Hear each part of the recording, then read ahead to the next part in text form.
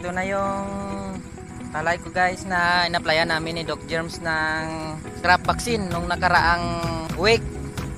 So thank you very much guys nga naka-recover yung palay ko. Kasi noon marami talaga itong sira ng steam borer.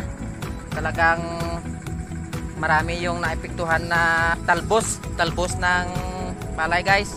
Pero simula nang na-applyan ko noong nakaraang linggo ng crop vaccine, ito na yung palay ko guys. So thank you very much sa crop vaccine at sa kay Doc Germs na gi-rescue na yung palay ko. At thank you rin sa ating Panginoon na tinulungan niya yung palay ko na naka-recover. Crop vaccine na binigay ni Doc Germs. Thank you Doc Germs. Ito na yung palay ko guys. Oh. Yan na guys.